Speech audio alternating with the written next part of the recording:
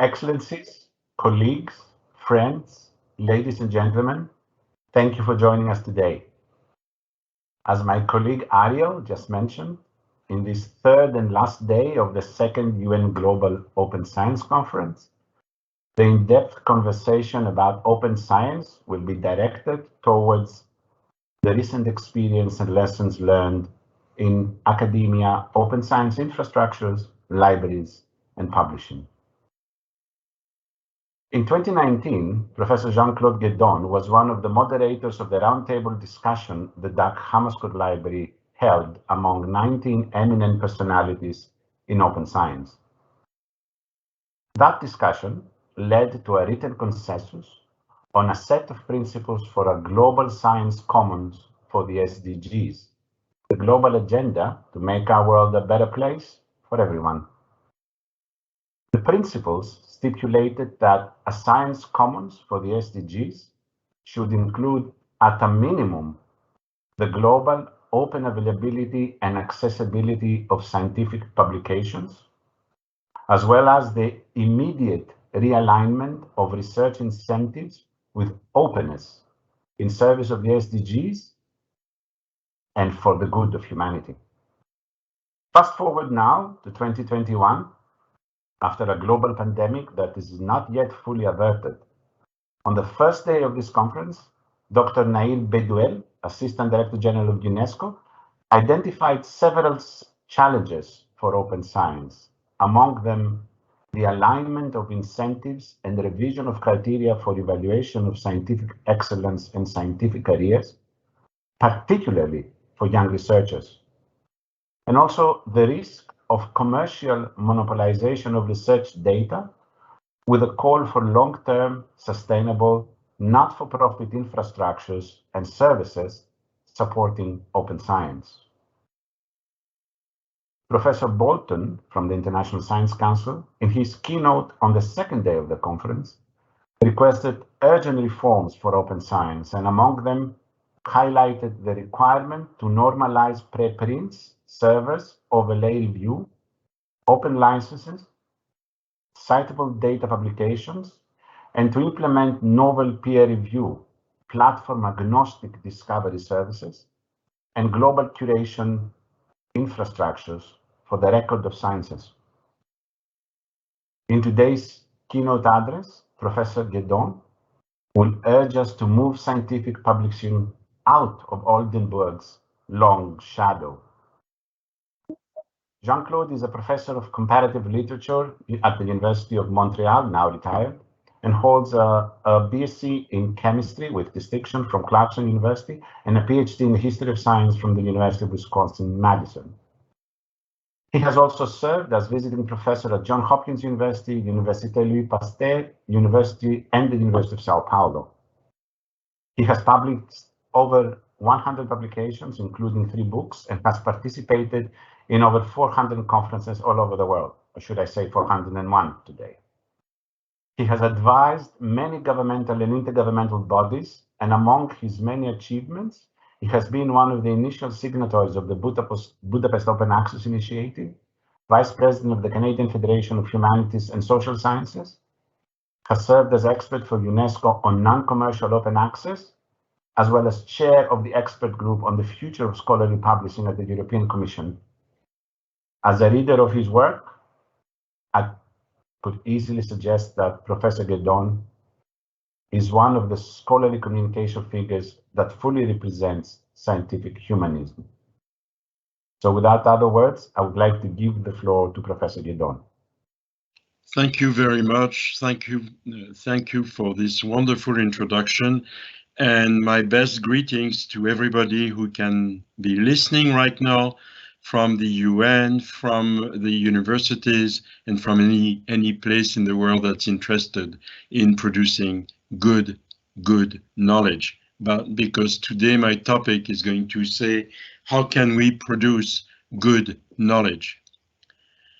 I would like to thank the technical team and the support team of the UN in passing before starting, because they've been absolutely stellar in helping me with great patience for the last few days. So we should give them a hand for this wonderful work. Thank you. So let me start.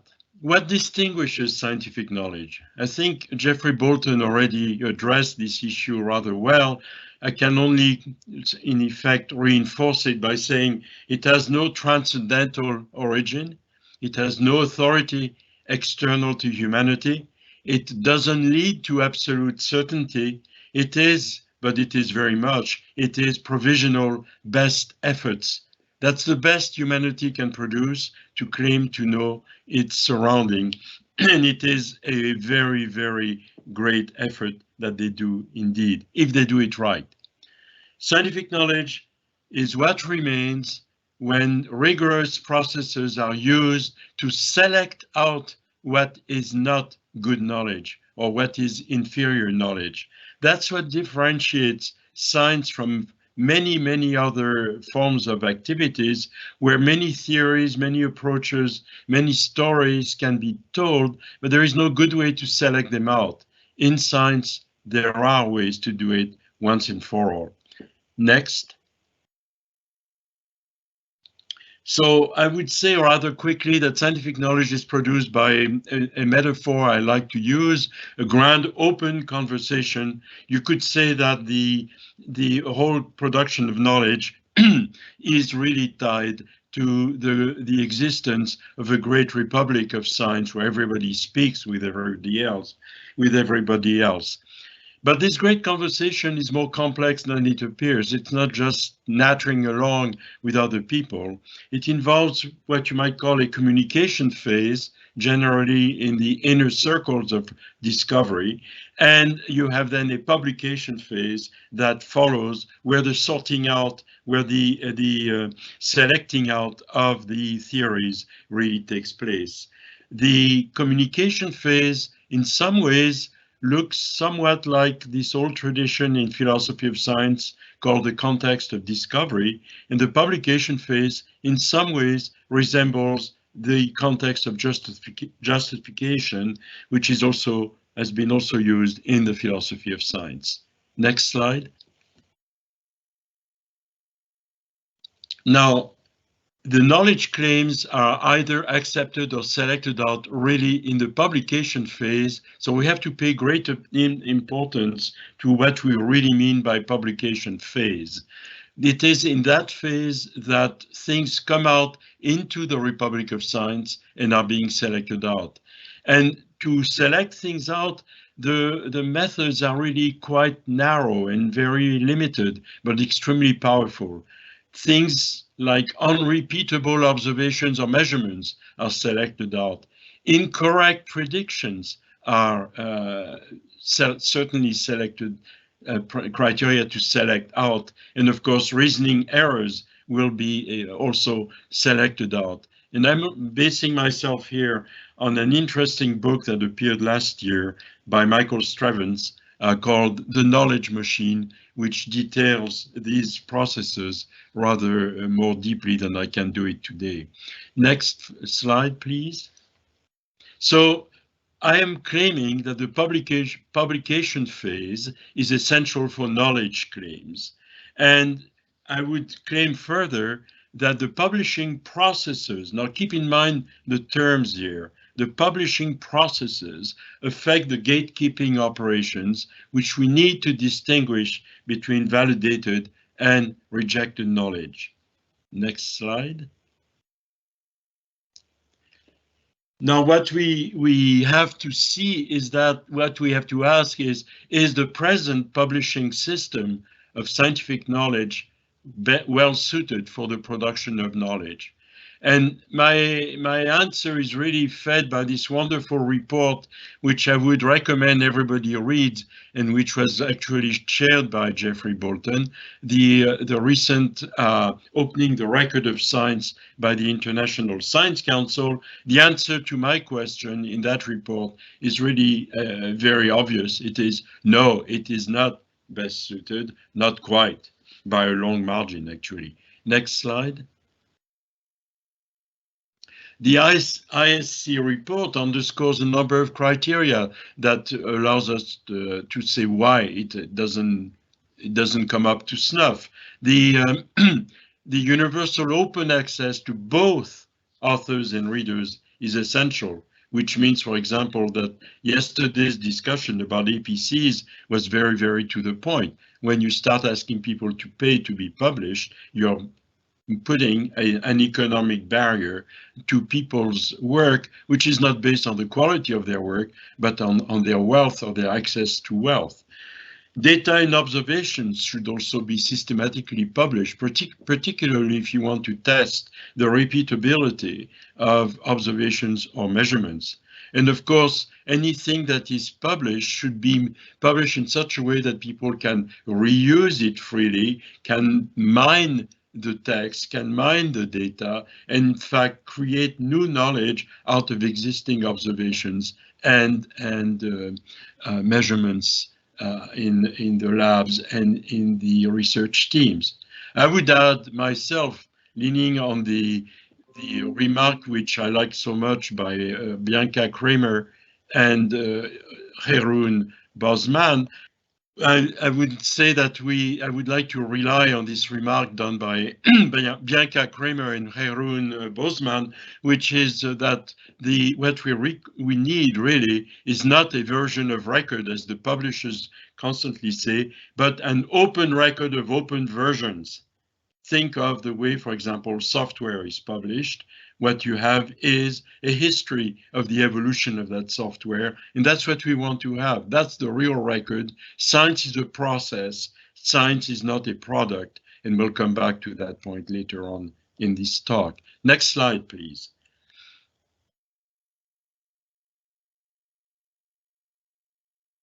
So, why isn't it that way? Well, the pushback we hear, and most of the time it comes from the publishers, is really based on one point and one point only: financial considerations. Let's be realistic, you'll hear. This is the real world. Stop dreaming. Doesn't work that way. Well, I'm sorry. I think we have to go beyond those straight financial considerations. So the questions they raise are things like, if neither readers nor authors pay, who is going to pay? If data and observations are also open, easily mined, how can we make money out of that? If there is no version of record, which means that we can't own anything, only a record of versions, which is only a history of the process, how does ownership and copyright work? How can we make money out of that? Where are my profits? Where are my profits is really, I think, the underlying discourse behind that. And this is really what you must understand when you hear in high-level discussions, people from the publishing industry talking about, in very benign tones, of course, talking about sustainable business plans. The sustainability here has nothing to do with the sustainability that the UN is promoting in its good work in the world. Next slide, please. So, what we really want is some sort of publishing which is suitable, and this allows us to introduce a very important distinction. What we need for the sorting out of the good knowledge of science is a publishing process. I repeat, a publishing process, not the publishers. Now you're going to say, how can we have publishing without publishers? Well, the whole point, for example, of the report from the European Commission that I was involved with a couple of years ago, it showed that the publishing process could be disseminated across a number of actors within the academy, which do not have to be the standard traditional legacy commercial publishers that are always presented as if they were the absolutely indispensable partners of the production of knowledge. They are not. I repeat, they are not. So what we have to really ask as a question is, how do we find ways to financially support the publishing process, which is quite distinct, that financial question, from the economic success of publishers? But quite often, if you look at many discussions in many organizations around scientific publishing, the discussion gets stuck at a level which in fact guarantees the preservation and protecting the role of the traditional publishers. For example, when you talk about transformative agreements, the transformative agreement really is a way to protect the revenue stream of publishers. It has nothing to do with improving the great communication of science and making it faster. The very proof of that is with COVID-19, you had to transgress all those rules in order to produce a vaccine quickly, which is a very good proof that the present system is highly inefficient and completely designed for one purpose only, which is that of satisfying the economic well-being of the publishers. So we don't have a healthy system for the great conversation of science. Next slide, please. So, the question we should always keep in mind at all levels when we discuss about any solution to support the great conversation is, are publishers supposed to support the great conversation of science to the extent that publishers as an entity are maintained? Or is it rather the great conversation of science is just a wonderful way for publishers to make money?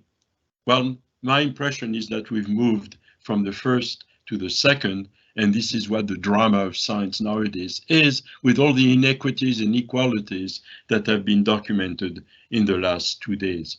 Next slide, please. So, how do we know that? Well, one just has to wonder about one thing. Why is the word market always appearing in discussions about the great conversation of science? When scientists talk to each other about, say, Newton discussing gravitational theory and debating with Cartesians about his gravitational theory, is he putting forth a gravitational theory in some market? No, he's not. He's in a forum, he's in a group of people among peers, he's debating, he's trying to sort out what can resist criticism, he's trying to make his point, he's not trying to sell and make money out of his gravitational theory. So what we have to question is how and why publishers, both commercial and unhappily some non-commercial, have found a way to make scientific publishing so highly profitable. And how have they done it so? Well, by designing and constructing a suitable market form. Next slide, please. Now, a market is not the sort of natural thing that just emerges on the 8th day of creation. A market is really, well, as I put it on the slide, little more than a set of transactional rules applied to a set of well-identified actors.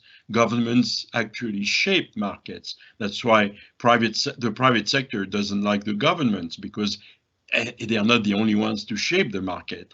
And if they could shape the market their own way, of course, the transactional rules would be quite different. Witness the debates right now about what one should do with Facebook, with Google, and the similar big tech companies. They are trying to shape the market in their way to their benefit. Governments are trying to do something else. Citizens are trying to intervene as well. So a market being just that, the market that has been developed is really a very, very strange market. We're talking about ideas coming out of human beings, but the market is talking about the competition, commercial competition of journal titles for the money of libraries and research funding institutions. It's an entirely different world, which somehow coexists in a different dimension next to the real world of the great conversation of science.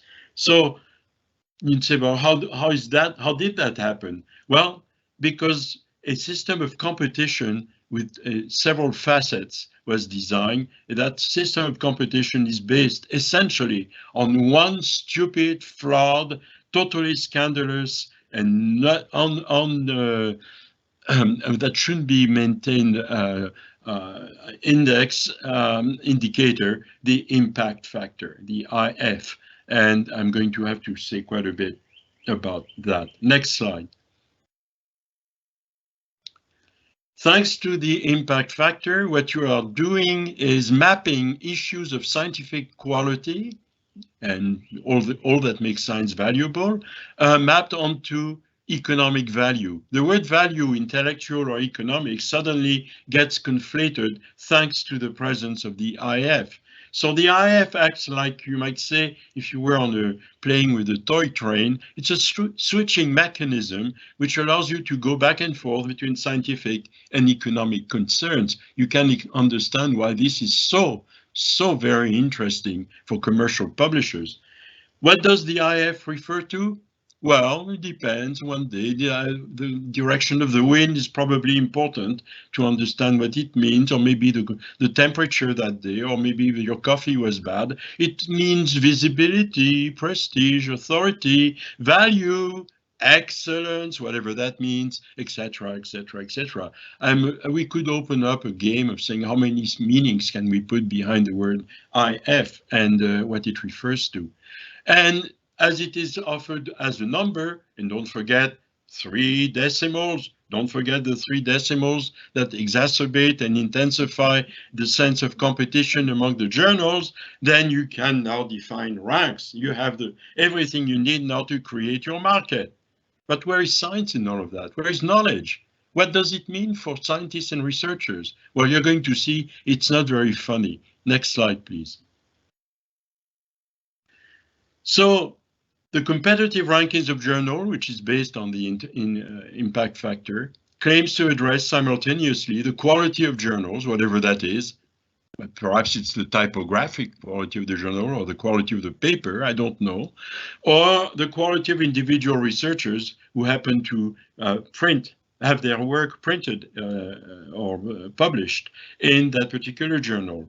And the journals rely on that impact factor to claim their quality, which is always comparative and competitive. It's never an absolute claim, of course. I'm better than the others. I'm better than.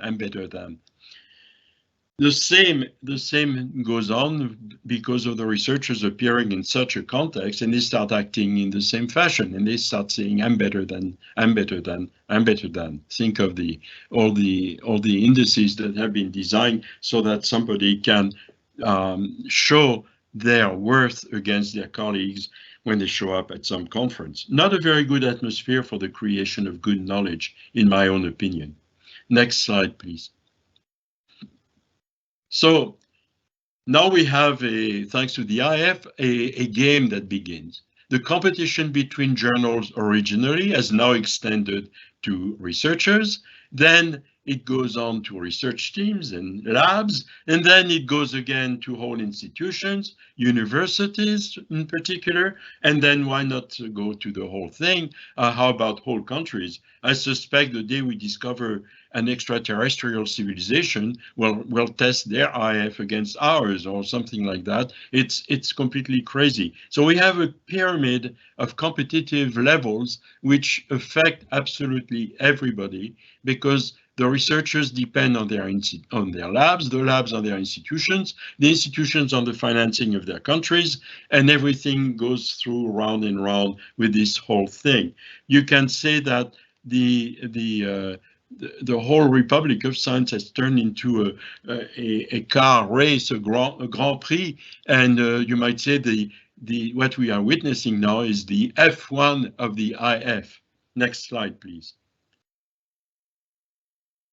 So we get the results that we have here with the Times Higher Education, which releases regularly its results, the rankings of countries. And I've marked here this little note in that particular year, 2020, the United States dominates, but cracks are showing. What has that got to do with knowledge? Please tell me. What has that got to do with the production of knowledge? Sounds crazy. Sounds like a football league. Sounds like the Olympic Games going on in Tokyo right now. It's crazy, absolutely crazy. Next slide, please. So the hyper-competitive regime has been imposed to a world system of science, and I would say it has been imposed by the structure of the present publication system. And that has a lot of consequences, which unhappily I will not be able to develop today, but which many of my colleagues have already touched upon in the last 2 days. For example, you have this incitement to publish as much as you can, in fact, in so-called high-impact journals. You have the incitement to join larger problem-based communities, because in going in such communities, you can have the hope of garnering more citations, and that's what counts after all, not the quality of your work, but the number of citations that you're going to get. Perhaps by being very provocative and on hot topics, you may hope to get more citations than not, but then you create what you might call the equivalent in the Republic of Science of intellectual bubbles, which are very similar to the famous tulip bubble in 17th century Holland. Not a very good, healthy way of conducting a science policy, in my opinion. And finally, you have incitement to work not in terms, again, of the profundity or the importance, in theoretical importance or practical importance even of your work, but to be visible. This is the Nielsen rating of scientific knowledge. Do we want a Nielsen rating of scientific knowledge? I do not think so. Next slide, please. And you get to this solution while the researcher is turning around full speed in his squirrel wheel. The squirrel wheel is tied up with some interesting mechanism, a switching mechanism, to the production of what the commercial publishers really want: cash, money, more cash. And if you want to know where the IF is, look very closely at the interface between the wheel of the device that produces the light and the squirrel wheel, where the poor researcher is racing like crazy just to try surviving. I do not think this is a very good way to have a scientific system and a production of knowledge system in our world. No wonder we had to transgress so many rules to try and react to something like COVID-19. Next, please. So, because it's cleverly framed, the researchers are frantically trying to do their work in such a way that it ensures the ever-increasing revenue stream for publishing companies. Next slide, please. So what is the solution? Well, actually, I'm not saying anything new. Jeannie Barber the first day and Jeffrey Bolton yesterday said it perfectly right. They said it absolutely as it should. Next slide, please. Move beyond journals. In other words, move beyond this legacy of print lying in Oldenburg's long shadow. This is where the problem is. We have journals which have outlived their usefulness, and they have been distorted into being a device which completely perverts the processes that are underpinning the production of good knowledge, in knowledge for the whole of humanity. Next slide, please. Without journals, no IFs, no rankings, and we can start thinking out of the print box. Everything becomes easier. Next slide, please. So what do we do beyond journals? What can we imagine beyond journals? Well, it seems to me that there are good examples already. And in this regard, I would say that Latin America has been really a source of light. Redale, Camelica, Claxo, even Cielo, despite its own fascination for journals, have in a sense shown us, La Referencia, have shown us how we can design internationally based transnational portals and databases of scientific knowledge of high quality. And that is already something which can build for the future. We've got to start from them. They are on the right path. Ironically, commercial publishers, which depend on their journals for their economic success, have also developed their publishing platforms, and I'm going to be talking a great deal about platforms in the next few minutes. So this is another element of progress, although in this case it's really not done for that purpose. Several foundations have also promoted publishing platforms, and particularly the charities like the Wellcome and Gates have done some very interesting work in this regard. The European Union, with OR, even though they've moved into OR in a rather awkward and not entirely coherent fashion, is, I would say, gingerly trying to experiment with the publishing platform concept.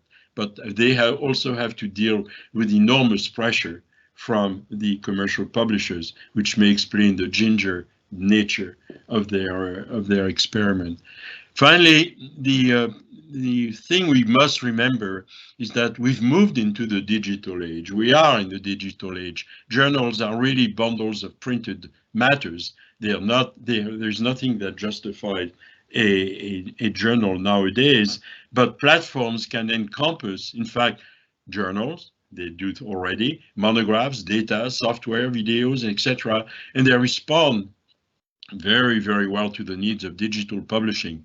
We'll see later that platforms do even more, and for that reason are extremely important. Next slide, please. So what do platforms do actually? Well, to go very, very, very quickly, they organize documents, and we've seen that happen particularly in the case of preprints, but they can organize any kind of documents. They organize the relationships of documents to people and of people to documents. So both accessing knowledge and producing knowledge can be mediated in certain ways by platforms. And finally, because of all that, platforms organize the relationships between people. And if you don't believe that, think of a platform which to my mind is a negative platform, but not all platforms have to be negative. Think of Facebook. Facebook organizes the relationships between people. We must keep that in mind. So call this platform power, and let's see how we can make use of that platform power to move forward into the digital age with a healthy system of knowledge production. Next slide, please. A platform can work without owning content. That's not important. A platform can publish, make public, give to the public, open to the public content in a way, but it can protect it in such a way with the right kinds of CC licenses. A platform can, of course, harbor many modes of assessment and evaluation adapted to regional areas, disciplinary tendencies, kinds of audiences being targeted by the organization of documents. The same documents can serve in many different forms, and that is, to my mind, the very, very important element of platforms that has to enter into the design of good platforms. Platforms, of course, offer navigational tools to make the best possible use of documents, and platforms can, this is much more important than anything else, network with other suitable platforms. So in effect, you can imagine creating platforms which have a set of strengths which are adapted to whatever situation they emerge from, and yet network with other similar platforms elsewhere on the earth to finally create a web of platforms, knowledge platforms, which should be both completely in tune, in sync with the local needs, and at the same time would nourish the worldwide effort to respond to issues that are more than regional, more than local. So platforms, network platforms, would be the perfect tool to begin responding coherently and efficiently to, for example, climate change. Next slide, please. Platforms can accommodate various forms of knowledge. There again, there is the rooting in the local experience, including indigenous knowledge and other forms of knowledge one can have, and have these forms of knowledge testing and exploring ways of dialoguing with each other, despite all the difficulties that may emerge out of a certain legacy which has created habits of hierarchies in this regard. Let's see what platforms can do to correct that. It can target various audiences, including communicating science to whomever you want to communicate science to. This is an issue that has been raised several times in the last 2 days. Platforms are perfectly adapted for that. It can respond quickly to urgent matters by mobilizing very quickly, very efficiently, all the information that they can have access to republish it in a way that makes it very efficient for that particular urgency. It can accommodate many forms of what has been called bibliodiversity, so that we don't have to worry about monographs or articles or whatever. We have documents circulating and being interrelated in very flexible and very fluid ways, very much the way the computer scientists deal with software, by the way, where you can have contributions of one line or contributions of thousands of lines of code. And then finally, platforms are perfectly organized to offer translation, linguistic translation, that is, of information. So, for example, so as to offer up-to-date scientific information to students locally, for example, who need to access that, who may not have the knowledge of English yet sufficiently developed to access this kind of information efficiently. Next slide, please. It seems to me that to move in this world, there are a number of elements to consider. For example, I think research funding agencies are the key, but they are going to have to reform themselves because what Jeffrey Bolton said yesterday about them is perfectly accurate. But they do control a large fraction of the research money, and they enjoy some elbow room in the present competitive system because they are not directly ranked. They may be ranked indirectly by the ranking of countries, but maybe that can be politically solved at some level.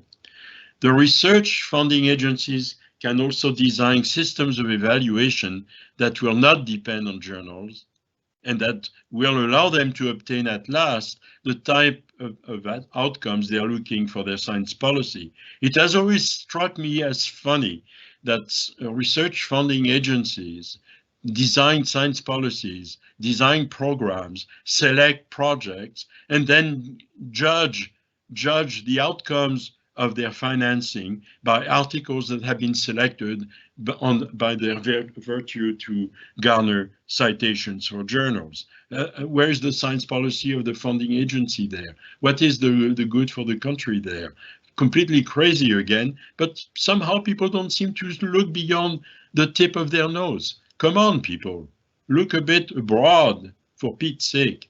Private charities may play a very special role there because being private, amusingly, they may have more elbow room to explore new platform designs and pushing the publishing, scientific publishing further. So I say welcome Gates and all of them. Do experiment, try and see what you can do, and then pass it on to the other funding agencies. This, to me, is an important element as well.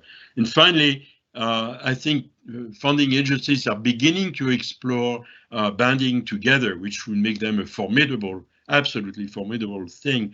But when you look at the way they're dealing with that right now, I'm thinking of Coalition S, for example, it seems that they are still stuck at the level of how can we move forward while ensuring the survival of the legacy publishers. Get out of that world, create the right republic of science.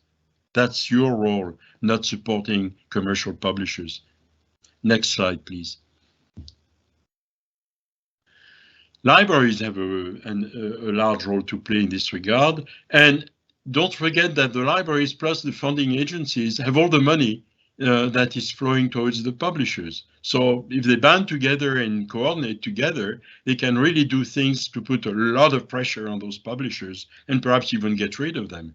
The second thing that libraries can do is sort of change their vision entirely. And I'm leaning on a notion I like very much from Lorcan Dempsey of OCLC when he speaks about the inside-out libraries. What libraries do in his vision is harvest the good work of their institutions, and then through networking, they publish it through a platform again. Now, this is this sort of inside-out move, which replaces the old acquisitive approach of buying stuff out and then putting it inside at the disposal of the local constituency, which appears interesting to me. Libraries have a fair deal of repository experience now, and I call that proto-platform experience. So they can really help in moving from platforms and portals, from portals and databases to real platform design. So there they can play a very important role as well. Libraries have a tradition of collaboration, and they can really network to form trans-institutional platforms. Again, a form of experience that could be really, really fundamental. And finally, libraries and funding agencies are not traditional partners, but if they should ever really work together, they would become a very, very formidable alliance. And I would recommend they do just that. Next slide, please.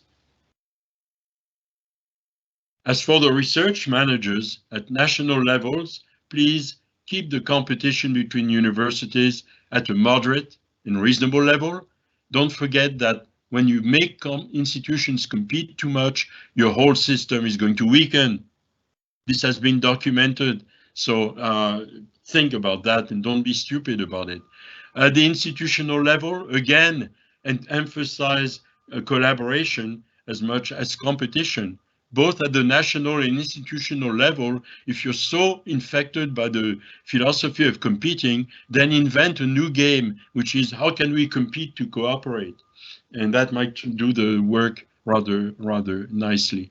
Finally, at the individual level, teamwork remains an important element of the individual's life, and it should be at least as rewarded and as present as competition in the life of the researchers. Don't keep on whipping the researchers by a sort of monotone competitive impulse. Next slide, please. So I'm finishing here, and I hope I haven't talked too long, but I would like to remind everybody that the ultimate goal of knowledge creation is not the financial support of commercial publishers. It's the creation of knowledge in the service of humanity. It's not a set of rules designed to create hierarchies and to generate profits for a few. It's a set of rules to create the good republic of science for the whole world, respecting the particular needs and perspectives of each area or group, human group, and yet allowing them all to talk to each other in order to create a synergy of minds that we are going to need more and more if we are to face our global problems with some measure of success. The selecting out of invalid knowledge is the essential task of scientific publishing.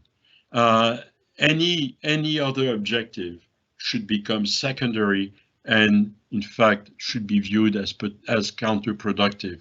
So really, let's keep the publishing processes as the absolutely essential moments when not good knowledge can be sorted out, where bad information can be sorted out, when the nature of scientific knowledge also should be sorted out. There is something we have to tell people. Denialism has nothing to do with refutation. That's one point. And the second point is that the best knowledge we can have has a high probability of corresponding to reality, but only that.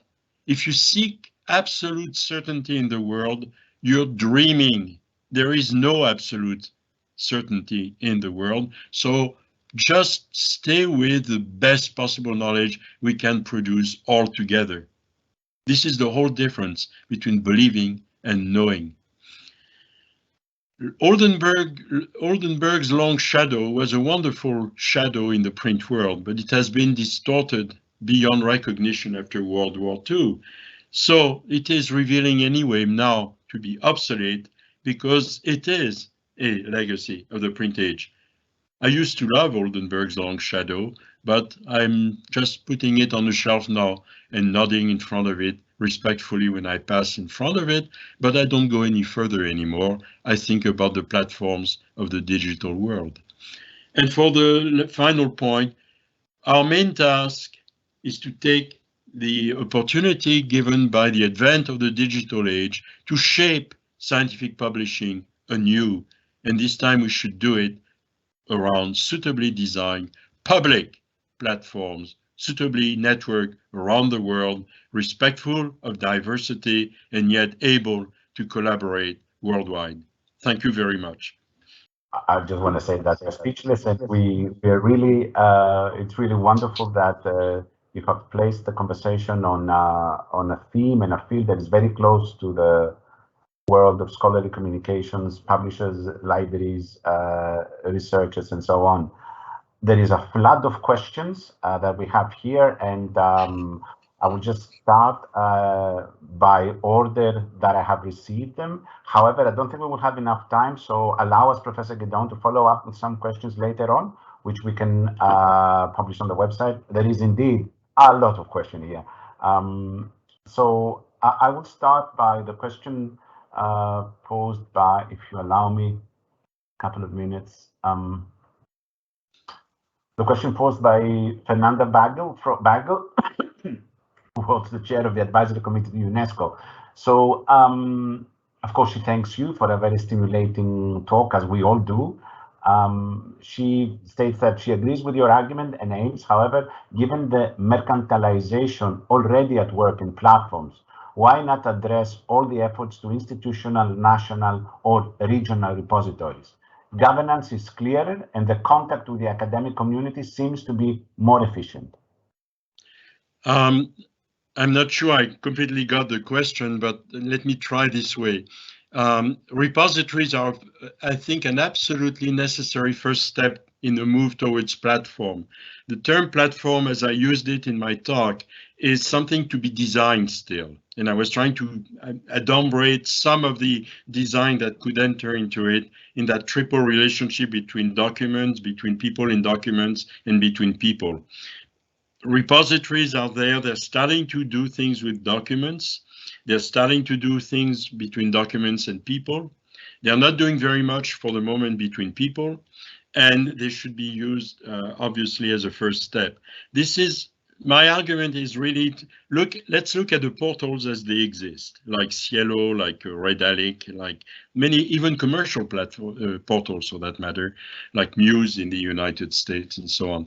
So that's one element. Let's look at the databases as they exist. Let's look at how people handle things like software and the rest.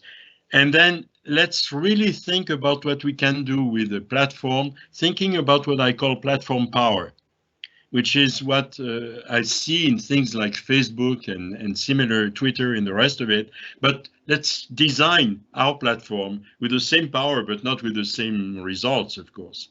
What we want to do is help create communities, reflect communities, make communities speak to each other, focus on the problems that are of importance to these communities, and so on and so forth. So there is a whole slew of design problems to be solved, where libraries, where repositories, where portals, where databases, where computer scientists can collaborate in order to create what will be the successor to the journal, in effect.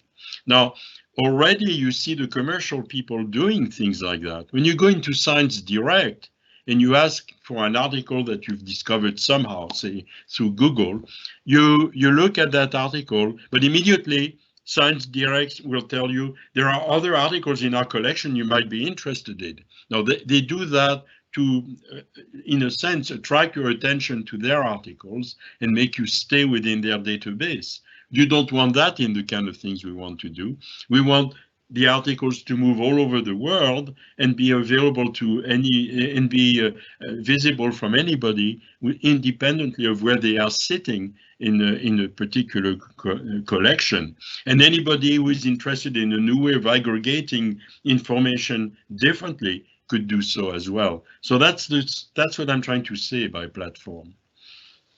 I don't know if I've answered the question that you raised, but I was trying to respond to it. I think this covers a lot of the elements of the question. I will move on to the second question. I'm actually combining two questions. It's the first question we received, and at the same time the last question, and they are very similar. And one of them is Dr. Cameron Nine from CERN that posted the last question, and a member of the audience posted a similar question. So as long as researchers are evaluated based on their publishing in prestigious journals, the current hegemony of traditional publishers will endure. Change is slow in academia, and not only. What can we do to break this practice and with a sense of agency? Well, that's why I put the, I spoke about the research managers, and I spoke about the research funders in the change to the future. I think the funding agencies are a very, very critical form of institution that we've got to work on. We've got to really push them around, engage them, and really think about what they're doing. Actually, if they think very profoundly about what they want to do with their money to support research inside the national or international context, because sometimes it's international, they should be very careful about how they evaluate those projects so as not to fall back into the evaluation through the prestige journals. So one thing you have to do is get rid of all the references to IF and high impact journals and really see the quality of the work for what it is by people. So my first answer is let's make a quasi-political effort to really engage the research funders, the big research funding. I think there's a lot of work to be done on Coalition S as a group of research funders, and tell them they're not always on the right track, that they're having problems which are a bit silly because of their attempt to protect the position of the publishers, and really think about what is your science policy? How does it fit with your programs, and how do the outcomes fit with your science policy? And perhaps a good global study of outcomes of research programs, showing that because of the journals, the outcomes have little to do with the science policy or the research programs of these funders, would be already a wake-up call for those people. Now, for the research managers, they're caught in an institution. The point there is somehow to work within the institution to say, get off the ranking system. You know, what the thing I quoted from the Times thing, get off from the ranking system, and just look at the quality of your work. Stop doing this competition, and stop fretting about the fact that you won't be getting the best postdocs to man your labs, or that sort of argument. You will get good people in your labs without any problem if you evaluate them correctly. You know, so just offer the work, do the work, forget about the rankings. Quality is of the essence, not rankings. Thank you, Professor Guédon. One last question. If the panel allows me, the next panel allows me, I'm going to take a couple of minutes. There are indeed a lot of questions here, and I don't want to close the session yet. I think we have time for at least one more question. Please excuse me, panel one.